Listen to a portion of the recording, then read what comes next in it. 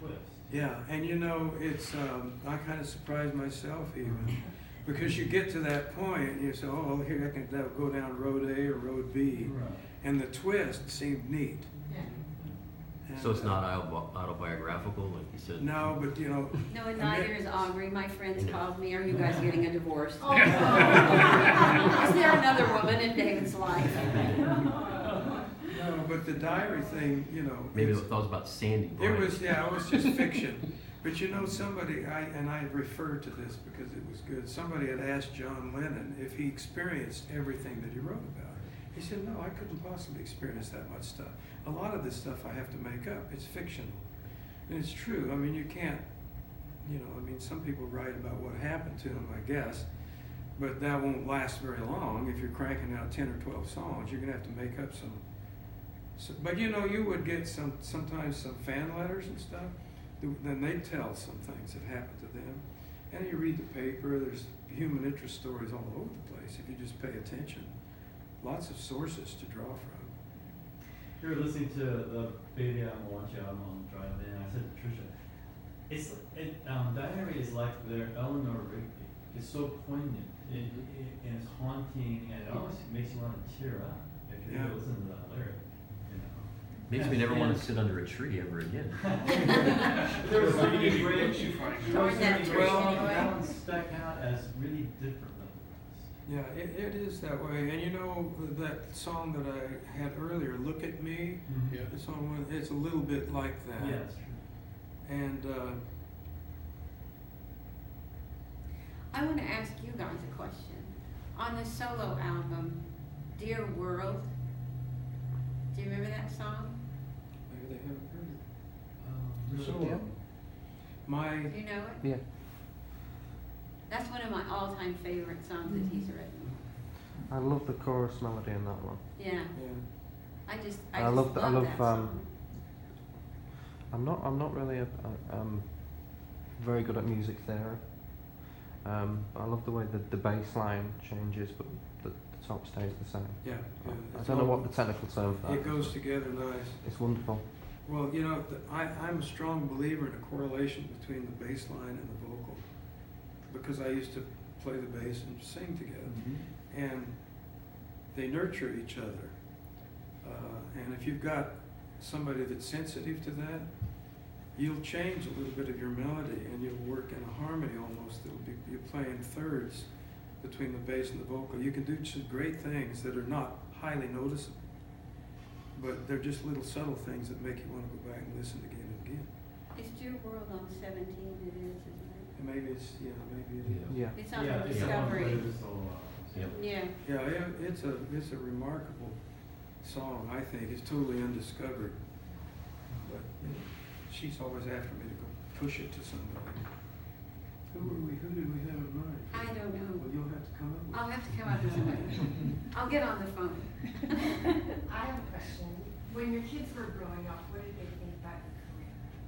Oh, I can answer that. David was home, he'd been on the road, he was home, and he went to do a radio interview. And our oldest daughter came home and she said, "Where's Dad?" I said, "Oh, honey, he went to do an interview." And she said, "Why would anybody want to talk to Dad?" So that's pretty much the way his children felt about it. And then as they got older, our youngest son was dating the girl that he eventually married. And she said to me, "You know, it was the strangest thing." And I said, "What?" And she said, "Well, Craig always talked about his mother and his brother and his sisters and everyone in his family, you know, extended family even, but he never talked about his father." And she said, "I got really worried. I thought, is he in prison?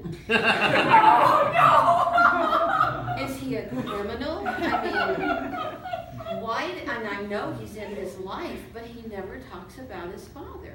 And she said, so one day I just got up my nerve and I decided to ask him, "Why do you never talk about your father? I mean, what's the problem?" And Craig said, "Well, we don't generally talk about our dad because he's a little bit famous and, you know, he's David Gates of Bread." She went, "What? Are you kidding me?"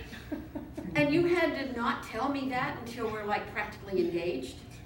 So it was pretty cute. But that's kind of the way our kids were. They were very protective of their father. And they just, you know, and they, you know, I don't know, I know a lot of kids whose parents are well known. It's very hard on the children because people, I don't know exactly how to explain it, but it's very hard for the children. And I feel sorry for all the kids whose parents are in the limelight in any way, because we were really lucky that David was part of a group.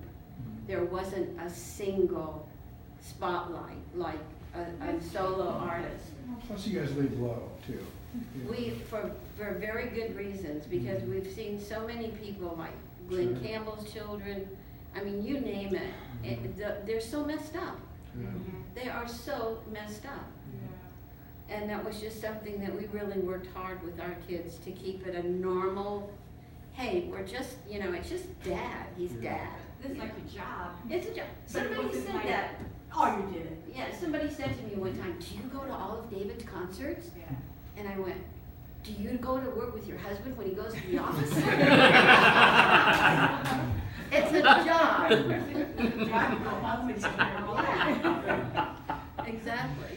Did you come out much back in the day on the road? No, never. Never? Mm-mm. I stayed home. We had four kids. You know, all in school and stuff. And busy, you know, But very Oh, I'm active talking kids. 72, 73. No, never. Oh, okay. Never. The only time I ever went with him was when he did his solo stuff. Okay. And I went with the Bread Reunion tour because all of our kids were grown and gone then. And it was so interesting. I learned so much. Mm. But I stayed with the group. I mean, I traveled like one of the band members. I went to every, you know, sound rehearsal, and I sat with the sound man, and I mean, it was really fascinating. I learned so much. I learned I'd rather be a housewife. Yeah. I read that you guys were actually on the first album tour, you were the house band at Parker's for about 2 weeks. Were we? Parker's, yeah, up here in Seattle. In Seattle, that sounds reasonable. Tell me more about Parker's. Parker's is on Aurora Avenue. Well, Used to be called the Aquarius Tavern back in the day. No, the first concerts we ever played were in Seattle. Yeah, But- we had a residency though. For, But no, we never played more than one, maybe twice someplace. oh, That's kind of a funny story. yeah, I was reading your itinerary and it showed all those dates. Well, when the first single came out, The Dismal Day, Any Way You Want Me, it was doing pretty well in Seattle and no place else. Mm-hmm. So a local promoter up here, a guy named Willie Leopold, who was 20 years old, Mhm. booked us to come up and play a club, some other place, a roller skating rink, God knows Yeah, where. Lake Hills Roller Rink. Oh, Yeah. Yeah, so we came up and played these things. Mhm. And later, we liked him so much, we hired him as our road manager. And he now manages Melissa Etheridge. Oh, right on. Neat guy. Ah. So he's a Seattle guy. But, Really, in East Seattle. But he felt so bad because we played that roller rink and we packed him in there. Yeah. I think he's paying us $200. And he's charging, you know, $10 a head. There's 2,000 kids in there. Yeah. And I mean, he's just got money pouring out. He's giving us $200, and he's really feeling guilty. I should have paid these guys some more. So he never did give us any more money. Well, listen, we've kept you guys long enough here. I know you need to do your Red Fan Club business. Can I ask you something about one of your songs? What a Change really strikes me as a classic Fred song. It wasn't one of the big hits, but I never tire of listening to that. Is there a story behind that song? Which one? What a change. You know, it was one of the more obscure songs. I don't even remember that. There's nothing special that goes with it that I can remember. I love that organ Sorry. part, but it's probably wrong. Yeah, it could be. It was but there are nice chord changes in there. I always liked it. It's one of my favourites. Pardon me? I was saying that's one of my favourite songs you've written. Oh, and really? It's interesting how you, It's a good song.